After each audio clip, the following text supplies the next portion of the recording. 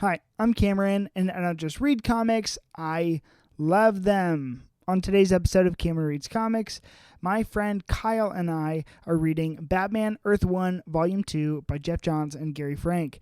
This is actually the second episode in a 3-part series reading through the trilogy of Batman Earth 1. So make sure to tune in to next week's episode to hear our thoughts, and if you're not caught up, you may want to go listen to last week's episode to hear our review on Volume 1. Just a warning, there are going to be full and complete spoilers for Batman Earth 1 Volume 2 by Geoff Johns and Gary Frank, so consider yourself warned. And remember to follow me on Instagram, Twitter, and YouTube at Cameron Reads Comics, and make sure to clobber the like and subscribe buttons, as well as leave me a 5-star rating and review on iTunes. The Riddler has arrived in Gotham, and he's terrorizing the city with his own twisted brand of anarchy. But why is he attacking now, and what is his endgame? The Riddler isn't Batman's only problem, as Killer Croc is on the streets and his violent crimes can't be ignored. Meanwhile, the Dark Knight has trouble reconciling the increasingly conflicting ideologies of Alfred Pennyworth and James Gordon in this gripping reimagining of the Batman mythology.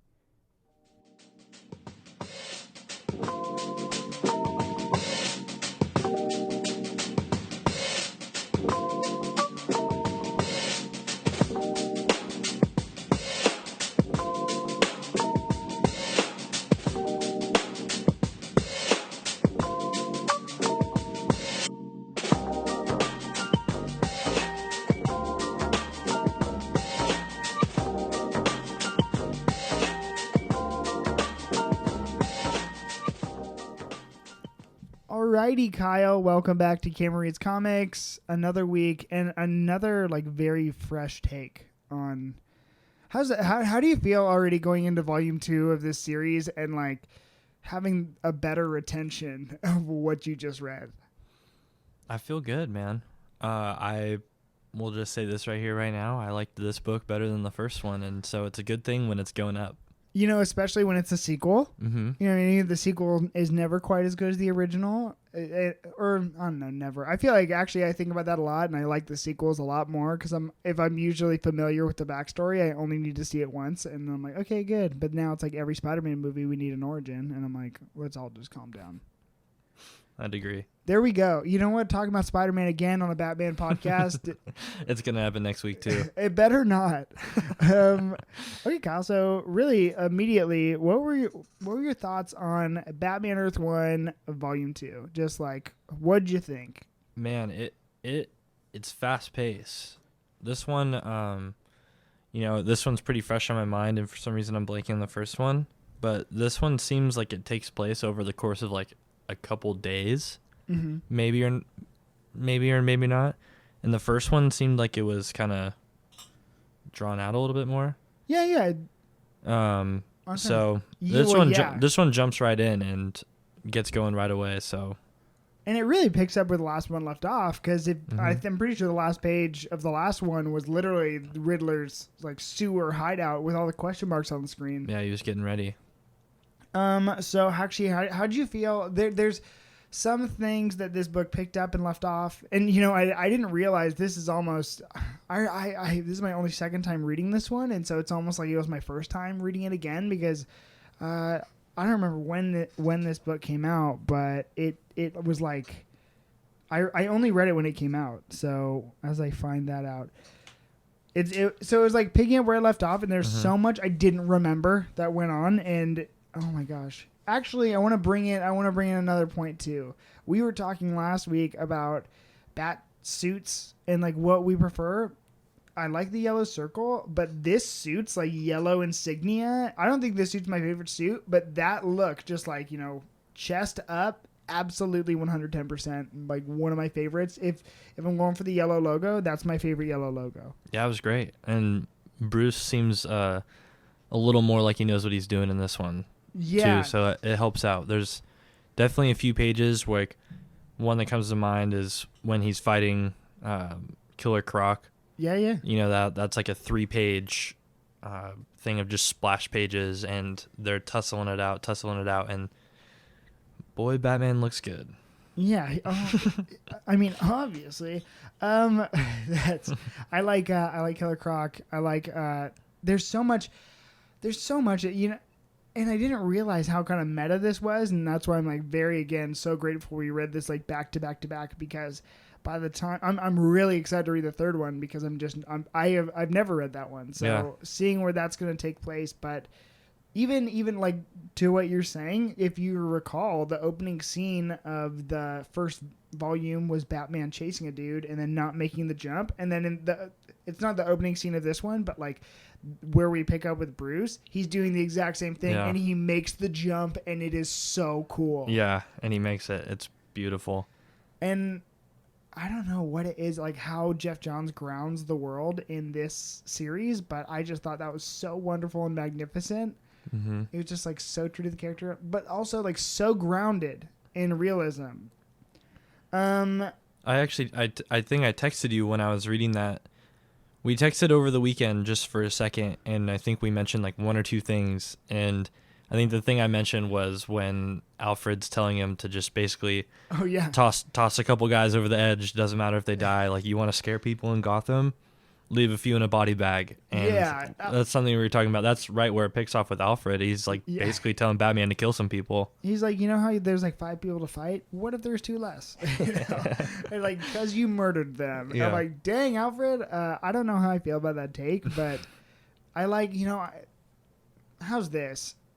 I don't think it's wrong, because Alfred in this series is almost kind of like whispering in Bruce's ear about like, I am sure Bruce has those thoughts to himself, and we could use someone on the hero's side that's kind of pro that. I think that is a more grounded, realistic take, and so Alfred being that character, whether or not I agree with that being Alfred's choice, it works here. I thought about how interesting it was that Alfred was the more radical person with like a pairing with Batman.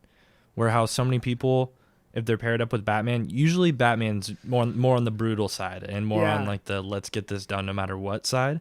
So it was kind of interesting seeing like the contrast there. You know what? This series also surprises me too, because it never fails to make me see Bruce Wayne as a crazy person. Yeah, I'm always. Like, and it's only like in these exceptional like Earth 1 takes, and also, oh my gosh, there's some things I realized because this one's so realistic, but I've realized that we take it for granted, which is just like, for me, it's the scene that stuck out the most, and we're just going to bounce around, or at least I am. When he, instead of the bat signal, he hands Commissioner Gordon the cell phone. Yeah, the phone. And he's like, he put a bat on it too, and I was like, damn. I was like, I never even thought about that, but that is so dumb. Yeah, like, super dumb. It's super dumb, but it's also so like if you were to take that at face value, that's exactly what would happen here. I mean, that would definitely go through someone's head, and I just loved it so much. Literally the bat phone. Oh my gosh. Yeah, you're right. Why wasn't it red? Because that's how it is in the series. Of course. Okay, now that just knocked this book down. That's it. It's a 0. Okay, well, podcast over. Good night. How did you feel? Okay, the book opens with the Riddler. Actually, there's 2 notes I wanted to say. The book opens with the Riddler. It's a Riddler scene or scenario, and this is how nerdy I am, but hopefully other people who read this caught it too.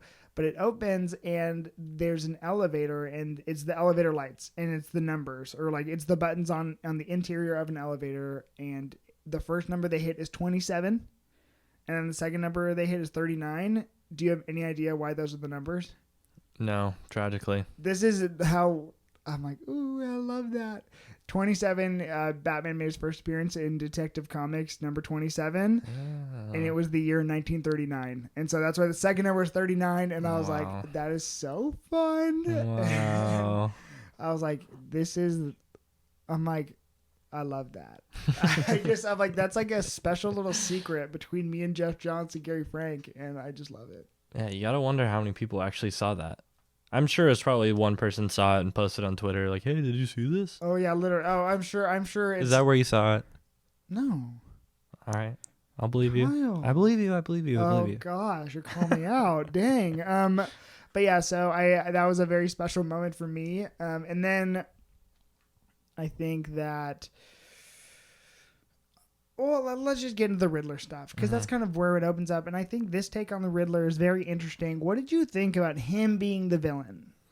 Well, I guess I'm used to like the traditional Riddler of him being like a total like goof. Yeah. And nut and in the green suit with the question marks all over him, and he just always kind of seemed like a joke. You know, where it's like, oh, it's a riddle. Batman may or may not figure it out. He'll save him. It's all good. But I mean, this Riddler was dark, was a psychopath. Yeah. You know, like there's literally a whole situation where he gives Batman a riddle to save all these people in a subway, and Batman gets it right. Like he nails it. Yeah. Like right away. He's like, all right, I'm gonna play your game. Just please don't hurt these people. And then he just goes, you're right. Blows up the subway anyway. Yeah. You know, like it's a completely different. Obviously, everything in this whole series and take is different from a bunch of different traditional Batman stories. Yeah. But it's still just like you have that moment going into it where he got it right. He saved the day. You did it. Yeah. Next page, nope, blew up the subway. I think that is something that stuck out to me so much about this take, and especially with the Riddler, because I'm like, when and I hate to be this guy, like I know how narrative is supposed to be or what plot means, but I'm like, I think that Geoff Johns kind of really recognized the idea that like when the Riddler makes, you know, when he threatens something like that, he kind of makes the audience a promise. You know what I mean? Like he's like, hey, like this thing, there's potential. He like laid a seed.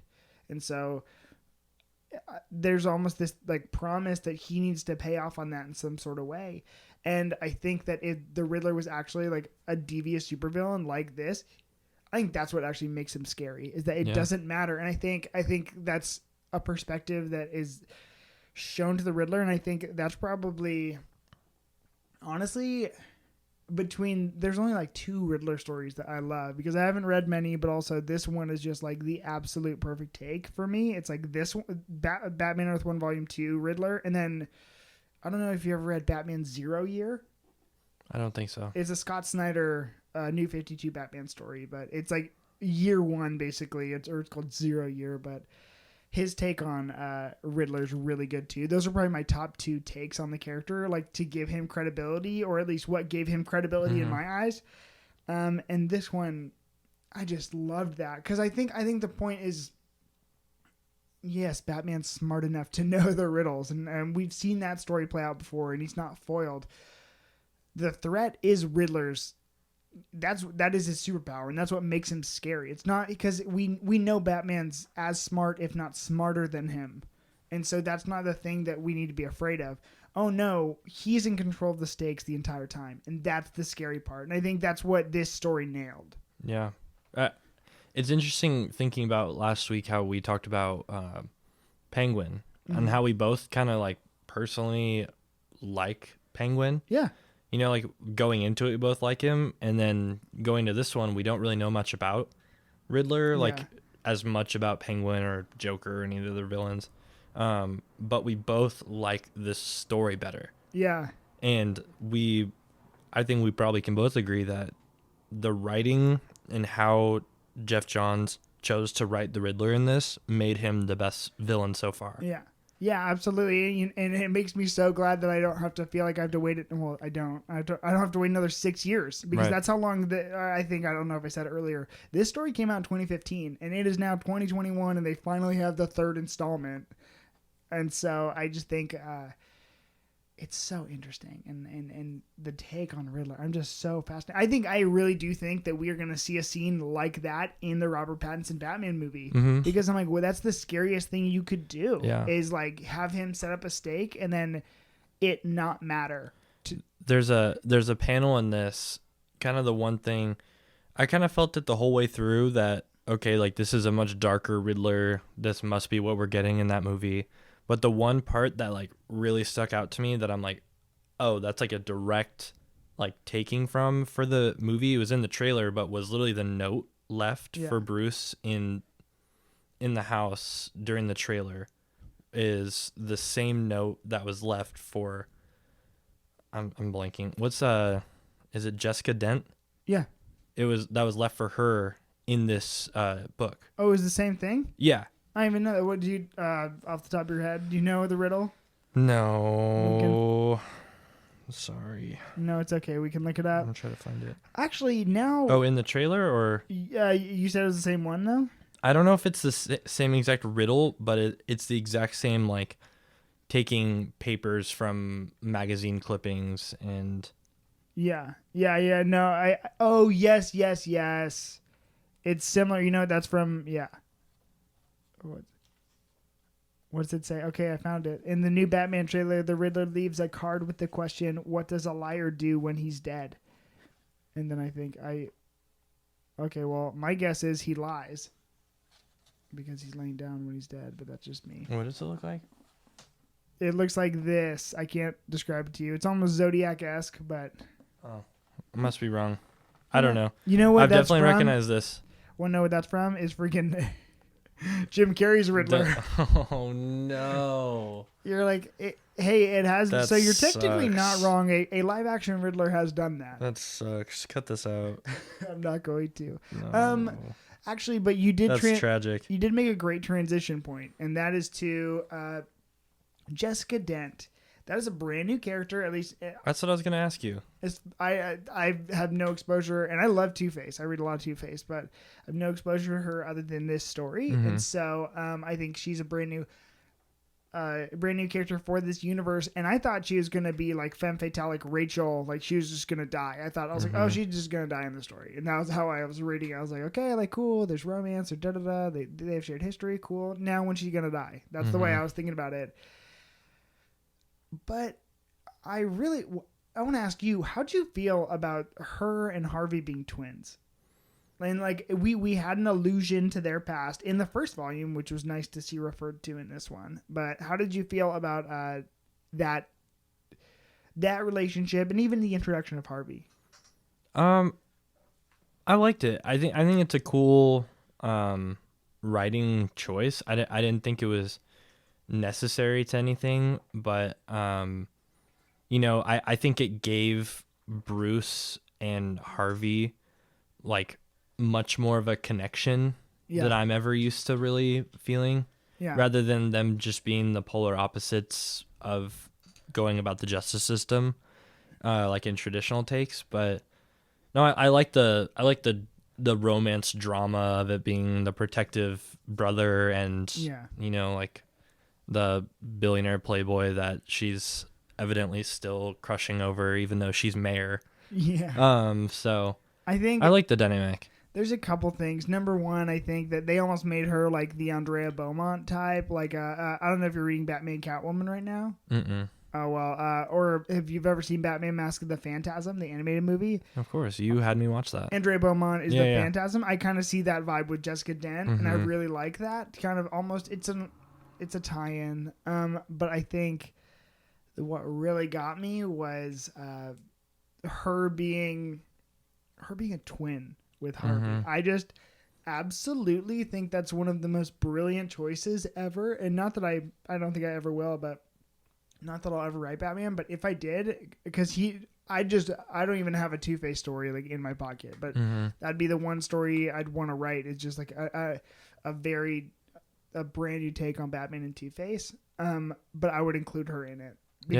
Because I think that would be, I was thinking about it this week. If I was to write, I'd actually want to do Two-Face number one. I'd want to write the Penguin story because I just think, again, here's my take, but I think Penguin should be Kingpin of Gotham. I said it last week, so it's not spoilers, but I'd lean into Penguin's relationships with his parents and be like, why and how did that happen? And then Harvey, I'd just be like, oh yeah, I had a twin sister and she fled to Europe and now she's back. I'd just do something like that and I'd bring her into the canon universe because I think that is the whole thing about Two-Face. The gimmicky part is that he's obsessed with the number 2, and so he'll always rob a bank or 2 banks for $2 million each. You know what I mean? Just be like that guy, and I'm okay with that. And so him being a twin, I just wish I thought of that.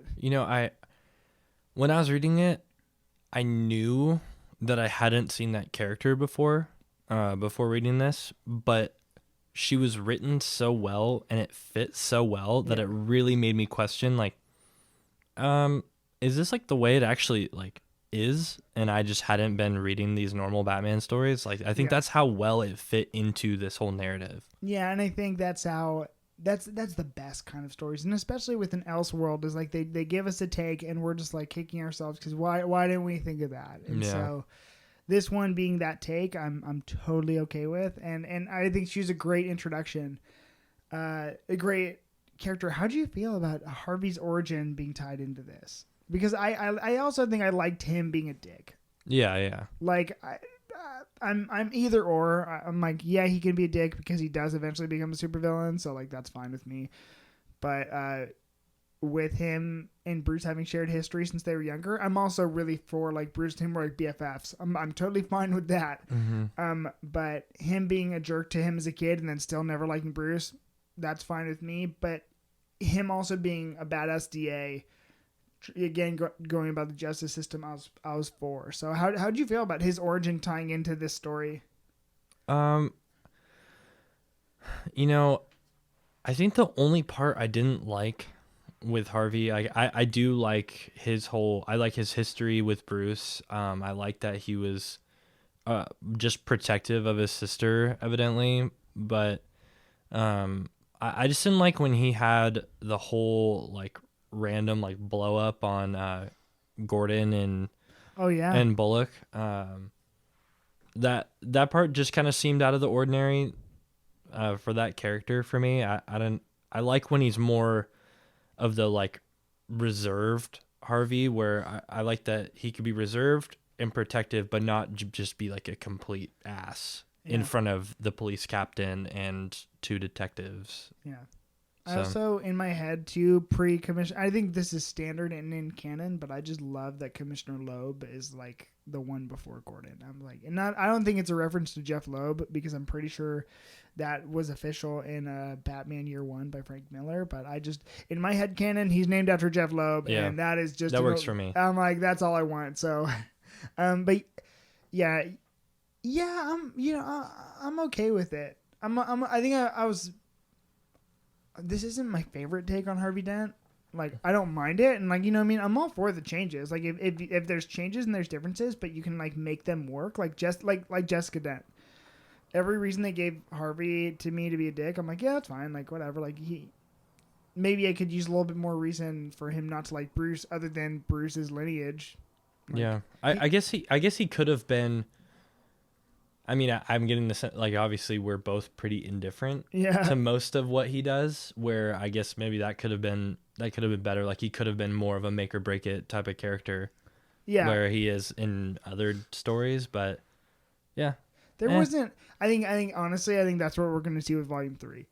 Yeah, I mean, I guess that's kind of how I always feel about Harvey Dent before he's Two-Face. Is like, you can do whatever you want to do, but I just want to see you become Two-Face and mess with Batman. That's funny. Okay, let's talk about some of the characters that we had known in the last book that, you know, we're seeing now. So, how do you feel about where Harvey Bullock picked up? The first time we see him he is in a bar drinking. Yeah. Oh yeah. That was this story, right? Where they get into the fight at the pool hall. Yep. Yeah. Very beginning, and it was one of Harvey's informants. Yeah, I mean Or Harvey Dent's informant. Where he is, I think, makes the most sense to me. Yeah. Dealing with everything that happened, everything he saw from like the birthday boy and that last volume, you know, like Barbara Gordon moved away, like she had to leave, makes complete sense to me. I'm like, oh, and she went and got a computer science degree. Yeah, so like, cute. I was like, my little oracle. Like, I like when things make some sort of sense, you know, like Barbara Gordon, that made sense. For Harvey Bullock to be at a pool hall wanting to drink himself away after what he witnessed in the first volume, like, that just makes sense, you know? Like, I think there's a reason why a lot of times, like, police officers and firemen, like, sometimes have drinking problems. They see a lot of stuff that's awful. Yeah. And that's not for the weak of heart. And so for that character to be at the pool hall just wanting to have a drink, it was sad that he was technically on duty and didn't know. That part hurt. Best at the end. Best kind of tragedy though. Yeah. But that's right exactly where I expected to see that character. Yeah. I remember, I don't know how we talked about him or our first impression of him in this one. I think we said we thought he was Harvey Dent. But when it comes to this Bullock, I'm just like, oh man. Like, I was like, I don't know. This is almost too far from the source material for me for that Bullock. And then, oh no, it's actually a lot closer. And that was the best take. And I just loved it. And I like how it was also a recurring theme. And we did get that great moment of Gordon saying, "Hey, you're a cop. You're always on the clock. Like, come help me. It's 10 p.m. and I need you." And then he's looking at the glass of alcohol that is full, and he puts it back on the table without finishing it. And I was like, that.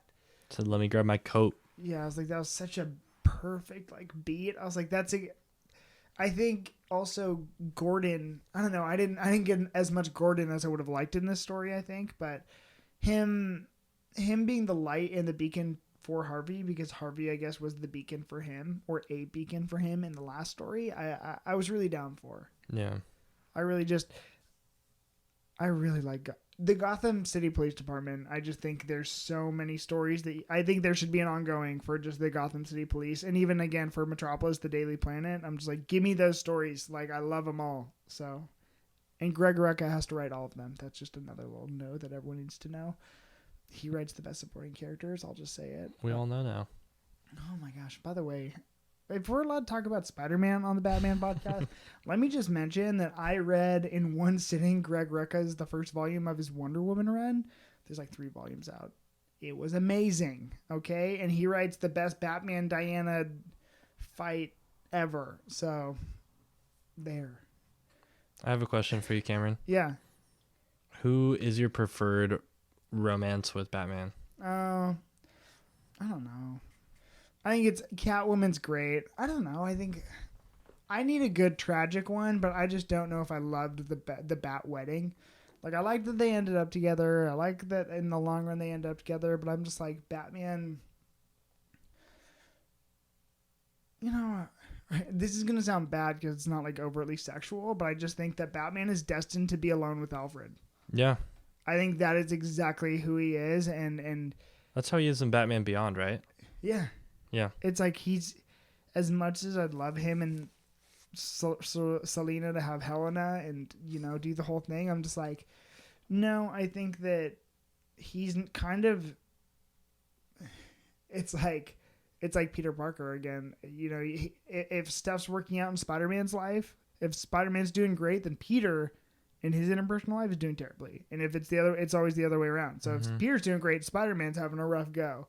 And I think that needs to be Batman because that's what he chose for himself. So it's like Bruce Wayne is the mask. And so Batman can't be happy because he's fulfilling a promise that he made on his parents' grave. And that's what he chose for himself. And the way I describe there's something socially off about him.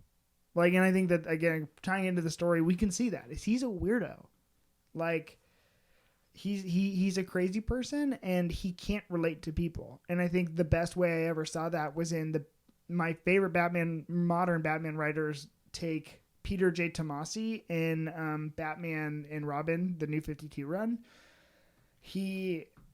There's a moment where he's trying to relate to Damian. It's, I think, the first arc of the series, and he says to Alfred, or what does he say? Alfred says to him, he's like, Damian's really upset with you. He's like, he doesn't think you're proud of him. I think it's either first or second arc. And he says, well, because Damian does something and Batman says, oh, your actions were commendable. And Alfred's like, have you ever told him that you're proud of him? And Bruce is like, I told him his actions were commendable. What more can I say? And him not understanding the bridge of, I need my father to tell me he's proud of me, and not being able to relate to that, and thinking in some sort of roundabout Batman way that you did Batman's way of complimenting you would be like, hey man, you didn't do terribly. And that's the compliment. He's like, I had the bar set way lower because that's who he is. I think that's the way he relates to people. And so like, I don't think Catwoman and him work in that same way.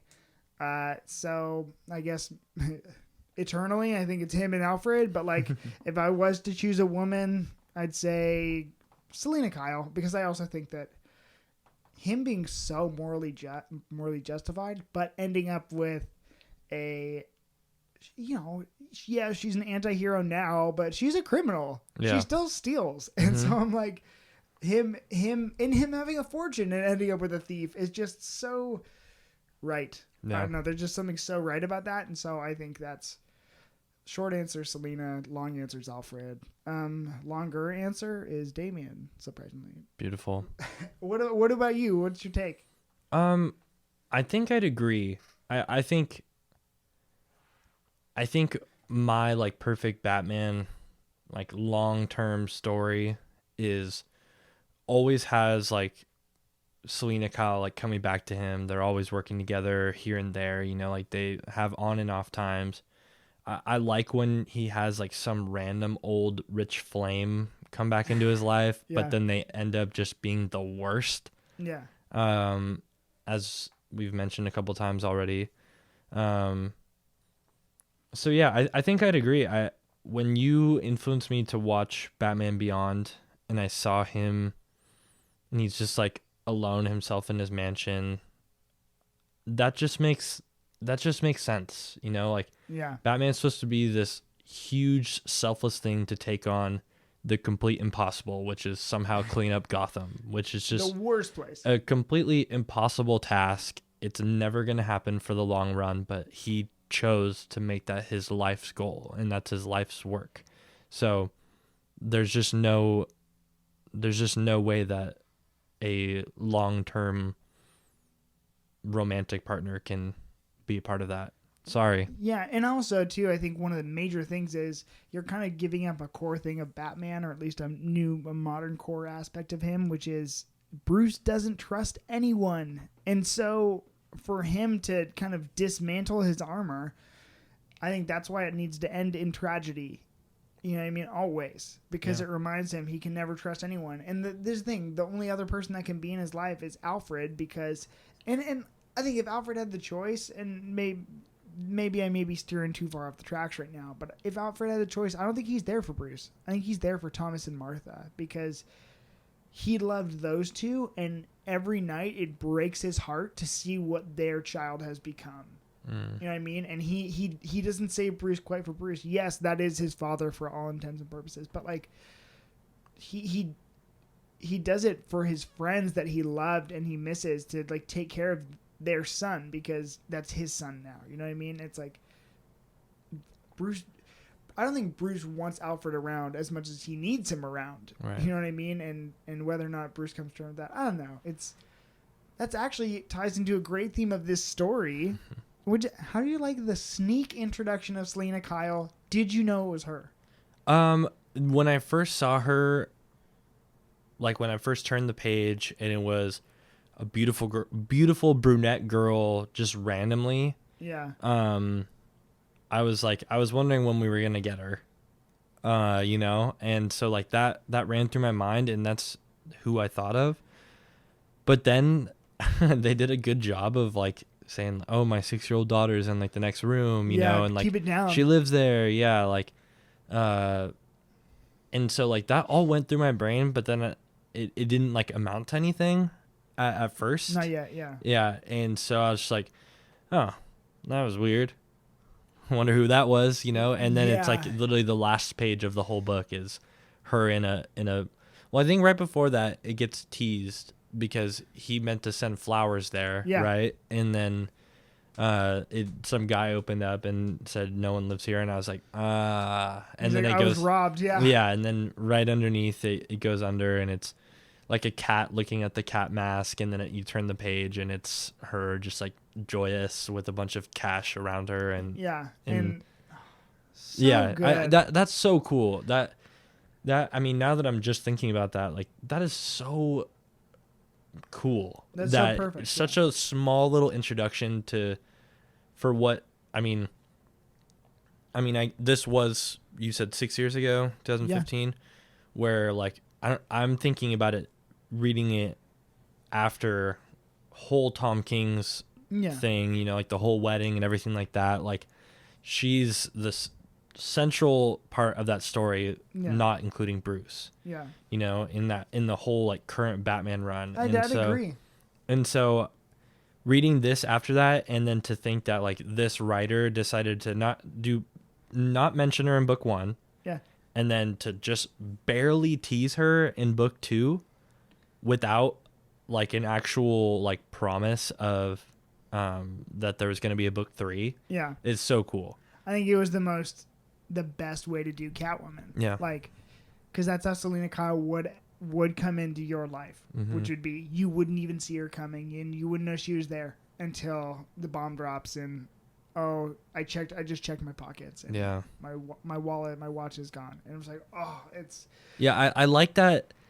I really like that he met like non-costume, just super devious, so devious that she's gonna show you her face first. You know, like that's how smart she is, and that's how like devious she can really be. You know, like she's not the nicest and most perfect person. Like, and my Catwoman's not Anne Hathaway. Oh, really? Yeah, where it's like she has the look for sure, but like I don't know, Anne Hathaway just seems so sweet. She's my favorite Catwoman I've seen. I don't know. I really love Michelle Pfeiffer too. They're just so they're very much products of their time and the stories they're based off of. So this is a great, when it comes to characters I love, I just think Catwoman is one of the most compelling comic book characters. Yeah, like, bar none. And when she's written well, kind of like Batman. When he's written well, he's written really well, and when she's written well, she's really well done. And so I think, again, Lois Lane doesn't have her own solo series, and Catwoman has had several, and so that just kind of shows you the staying power and the influence of this character. And I think this is probably, if I was to rank moments, I think top 5 Catwoman moments, this would be up there for sure. I think, and because there's nothing that has quite the staying power that has. I'm super curious to know how is it Zoe Kravitz that's gonna be Catwoman? She's gonna be. I feel like she's got to be like a pretty dark and like grungy. I think she's gonna Catwoman. be perfect. Yeah. I think there's a show, and I talked about it with Lauren Vera because I've had her read a couple Catwoman books. I gave her Black Widow, then I gave her a couple Catwoman books, and I'm just like, I asked her, how'd you like these? Because you like Darwin Cook. I think you have my copy of New Frontier right now. Yeah. He is my favorite. He did a couple arcs on Catwoman, and it was just my absolute like perfection, like chef's kiss take on her. And I gave that to Lauren Vera, and I was like, okay, now how cool she is in this story. Just imagine how cool Zoe Kravitz is, because Zoe Kravitz is just like inherently cool, and I'm like, oh, I'm just so excited. I'm just so excited to see the Selena Kyle that she has going on, and I wish that this moment would have happened in the movie, and I think it still could, but it's like we'll know who Selena is, and like they can't surprise us like they did in this one, and I'm like, oh, dude, the cast of that movie is really, really good. Paul Dano as Riddler is my modern casting, and I mean this. My all-time favorite casting choice for a supervillain, I think. Dude, what's that movie? Prisoners? Have you seen Prisoners? Oh, yes. Dude, I think everyone just needs to watch Prisoners before that movie and just know that this person is creepy. Oh, man. I think Paul Dano is just the most underrated American actor. Yeah, I think he's great. Go watch Prisoners. My favorite with him in it is There Will Be Blood. But then if you like the Beach Boys, go watch Love and Mercy, where he plays like mentally kind of unavailable Brian Wilson, who's a genius in that way, but he's just not all there. And the dude has such range. And then if you want to see him play a slimy character, There Will Be Blood. You want to see him play someone super creepy, Prisoners. Yeah. Oh my gosh, that movie, dude. Great. And then the guy that's playing Gordon. He was Jeffrey in. Wright. Did you ever see Westworld? Yes.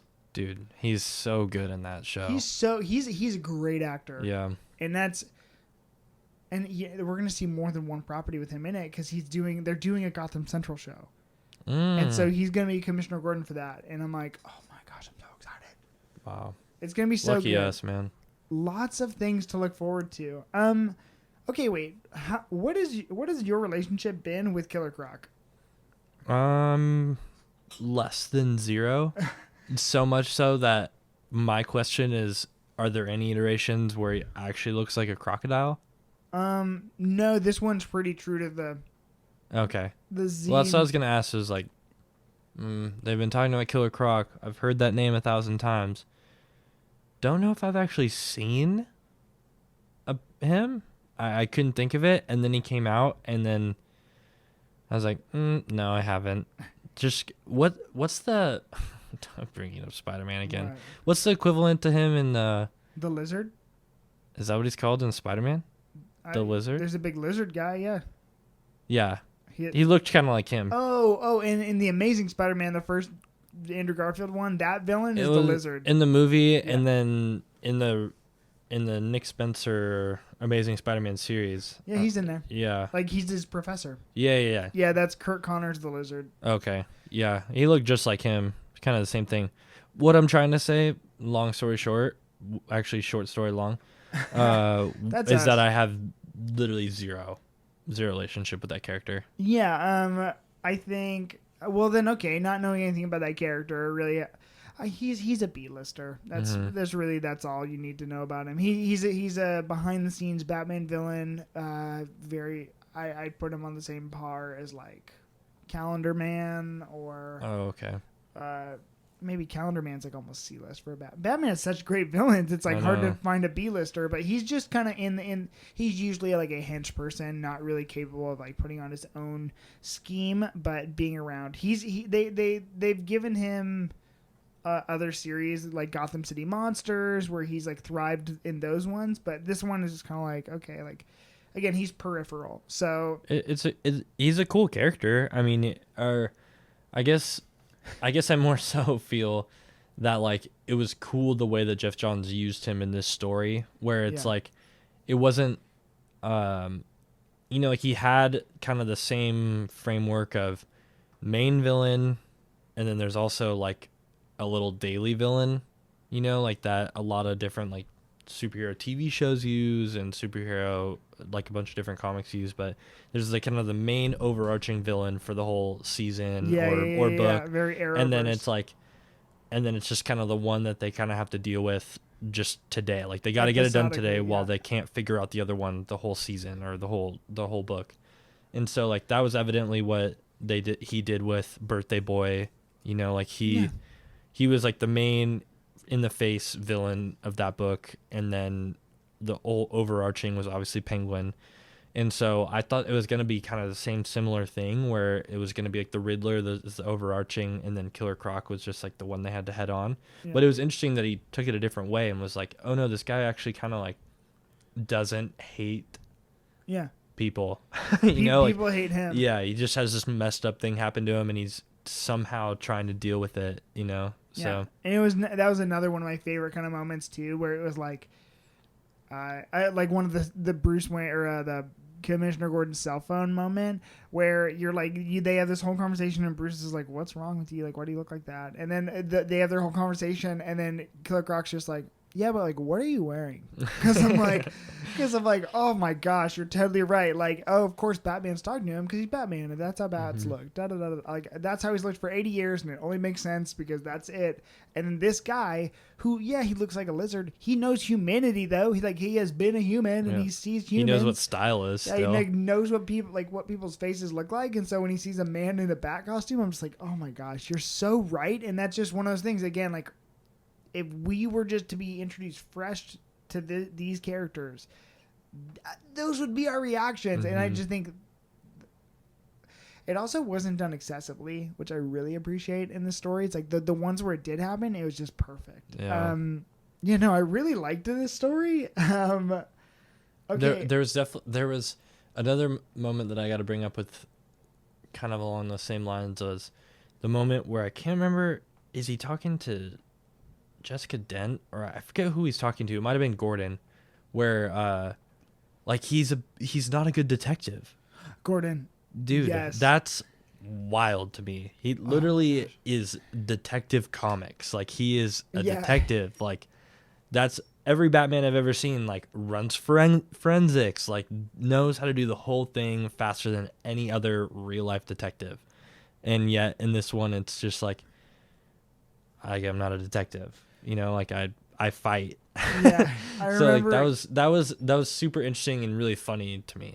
No, you're right. And actually, I remember when they were doing press for this book, because that was around the time where DC All Access was a thing. I don't know if you've ever watched that, but they were interviewing Geoff Johns about this book right before it came out, and I used to watch those all the time. They used to do them every Tuesday, and then they actually did them 5 days a week, which was the best for me. I'm like, oh my gosh, new episode today. But they talked to Geoff Johns, and that was one of the scenes he was most proud of, where like he's like, this, my take on Batman is so different, and so they're like, yeah, like, could you give us an example? And he says, there's a scene where he's talking to Gordon, and you know, Gordon's like, you're stepping on evidence, and Batman's like, what? And then he says, you're not much of a detective, are you? And it's like, you know, it's the least Batman thing that could ever happen, but like we said last week into this one, they're leaning into his humanity, which is like, that's the part that's like so accessible about him, and I really liked it. I really did. It makes sense. Like, it makes sense as to why he might need Gordon more. You know, like there was literally a handful of times where he actually needed Gordon's help. Like, he needed Gordon's information, and I don't get that in a lot of stories where it kind of just seems like, oh, he feels bad, so he's gonna let like the one trustworthy guy in Gotham like in on what he's doing and help him out a little bit. But this book, like, he needed Gordon, so yeah, I love it. I love it all. It was good. Okay, I want to go into one more thing. How did you feel? But I got like 3 more questions for you. How'd you feel about the end where Jessica Dent, like, Harvey's face catches on fire because someone puts like a what's it called, a Molotov cocktail, like smashes it against his face? I was like, that's a good origin in my opinion. I'm like, that kind of makes sense. And then like, well, that makes sense why he's scarred. How'd you feel about Jessica putting her face up against his, and then us never seeing the second half of her face? Right. Do you think that's set up for a double Two-Face action? I mean, yeah, I don't know what else it would mean. Like, it showed her being like having 2 different personalities. Yes. It showed that. It did not show that for Harvey in this book. Not yet. Which I mean, at this current point, we haven't read the 3rd one. That's really odd to me that, like, I don't know, Geoff Johns would like throw those cards down right here, right now, that like she was weird. Like, it would make more sense to me, like, if I were writing it, to like just show her in the hospital bed, like her face is burnt, but not like show that she's actually showing signs of being Two-Face. Yeah. Where like, and then in the 3rd book, like the 2nd page of it, it's like her being 2 different people. Yeah. You know, so I mean, that was just an interesting choice. Like, I'm curious to see how it plays out in the third book. Yeah, it's like walking on eggshells almost. I'm like, okay, like how, but I like not knowing, and I like that's kind of my favorite part about things like this and adaptations, especially, is like, okay, like, don't regurgitate the same story I've heard before. Like, give me something new. And so this is a brand new character, and so he can just do whatever he wants with her. Yeah. And that's what I'm most excited to finding out about, you know. And yeah, so I'm really, really excited to read volume 3. Okay, last 2 questions. Or I guess it's 3 questions. Because I forgot my last one always. Who is your favorite character in this volume? Oh, man. You're like Barbara Gordon. She would be if she was in it more. Dude, I just, the Riddler was just so good. Oh, good. The Riddler was just a good villain in this. I think I'm gonna have to give it to the Riddler. The subway scene was probably my favorite scene. Yeah. The Riddler, and then I liked Bruce a lot more in this book. but I think I'm gonna have to give it to the Riddler.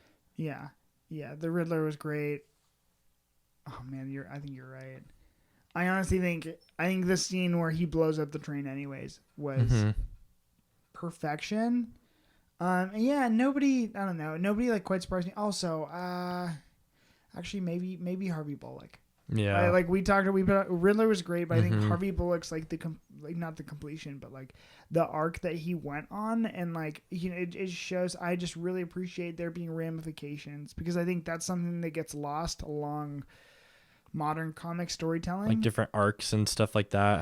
Or even if a different writer picks up where someone left off and doesn't care about the decision that was made as much, it's like it shows that Geoff Johns, and that's the best part of a story or a series like this, where we can have just a linear vision, and that's the one. To bring up Spider-Man again, that's what makes Ultimate Spider-Man so great, is like we had a linear story being told the whole time, and it was all referring back to itself, and the same mind is putting all those pieces together. And so that being so relevant in that, I thought it was so great to see kind of Harvey take the turn to becoming the Harvey we know. I'm like, in my head, honestly, I think that's going to be canon. Just like, it was so good. What was your favorite moment? For me,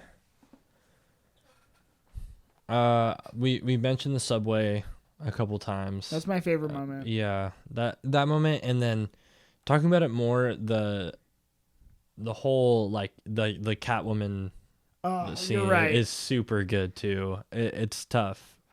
It's really tough. I like both of those moments a lot.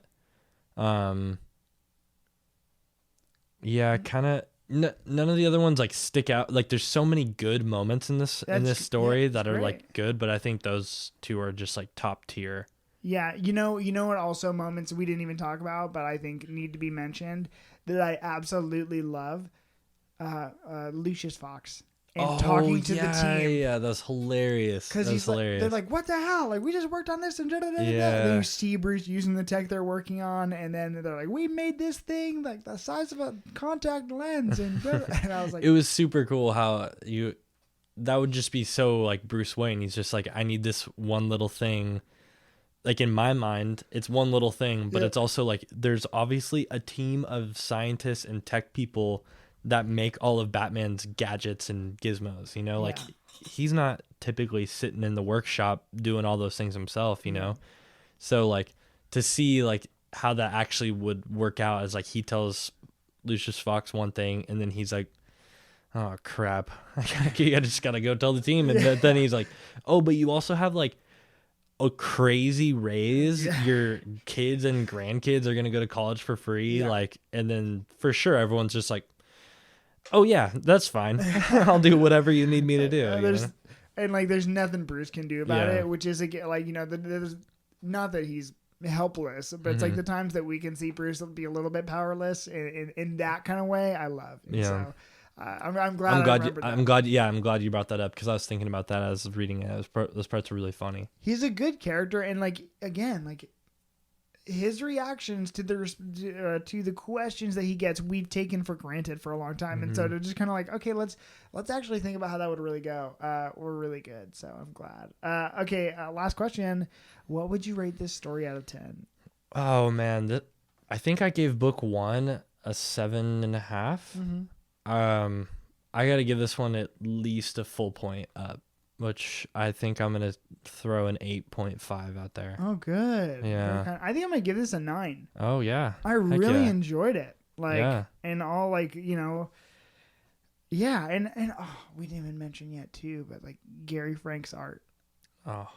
I think this book especially, I think this one even more than the last one. The costume was amazing. I realized, too, in this one, the way he, like, draws Bruce's face, I don't know what it's the eyebrows for me, and the eyes. Yeah. Very specifically, I'm just like, oh, there's a lot of really good splash pages in this book too. He just goes off, and we need to mention 1 second, Brad Anderson, who is the colorist, and John Sabal. I think there's the inker and the colorist, and they are so freaking good. Yeah, this book was beautiful. So beautiful, and every character is so distinct. And again, I think when it comes to all-time DC character artists, Gary Frank is one of the most wonderful. Yeah, man.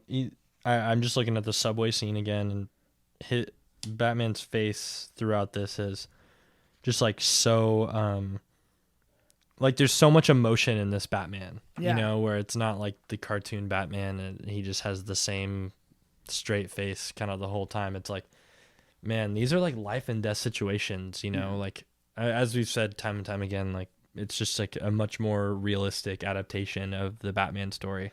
Yeah. It still isn't the most realistic thing in the world, but Yeah, I'm also it's closer. I'm incredibly grateful in these books that it doesn't, that he's not interacting with Superman or the Justice League or going into outer space. Like, I'm so glad these are just taking place in Gotham because the stakes are so much higher. It feels, you know what I mean? It's not like, oh man, like Joker broke everyone out of prison again and Batman's to round them all up and da-da-da. Is the heart of Gotham gonna survive? It's like, oh no, like, we need to find the Riddler because it doesn't matter if we answer stupid riddles or not now. And I'm like, oh, that's like, it's terrifying. And I love that. So it was good. Yeah. I'm glad. Okay. Well, Kyle, thank you so much for coming on Cameron Reads Comics today.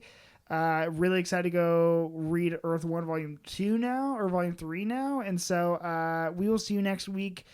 Remember, if you're listening on iTunes, make sure to give us a 5-star rating and review. If you're listening on YouTube, make sure to clobber those like and subscribe buttons, as well as, again, leave us a 5-star rating and review. Please follow us on Instagram, Twitter, and YouTube, and we will see you guys later.